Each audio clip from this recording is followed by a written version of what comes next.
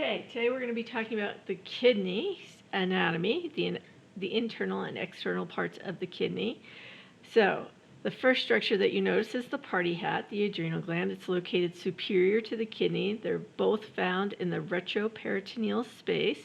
Then there are veins and arteries that enter and exit the kidney to provide the blood that's going to filter out the waste, because this is a big filtering structure.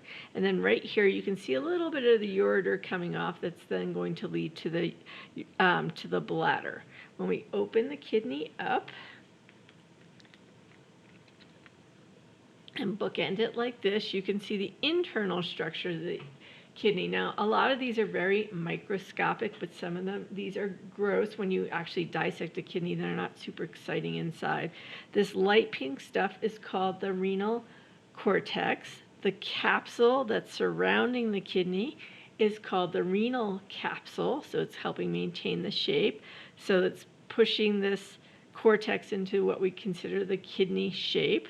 And then inside the cortex are all the veins and arteries and the renal medulla. So these little acorn-looking guys are the renal medulla. You have about 7 to 8 renal medullas per kidney.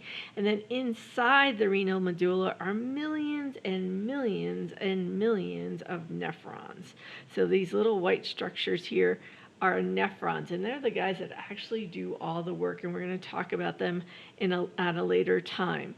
And so the renal pyramids have a little tiny structure inside them, which is really hard to see. We'll talk about it more on the notes, called the renal pyramids. And then this big empty space here is called the renal pelvis. This is where all of the urine collects, and as it fills up, it trickles down the ureter and goes into the bladder.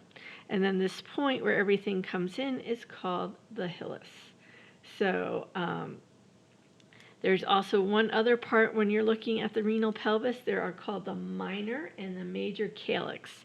The minor calyx are these little divots. The major calyx is this big kind of space right here that feeds into the renal pelvis.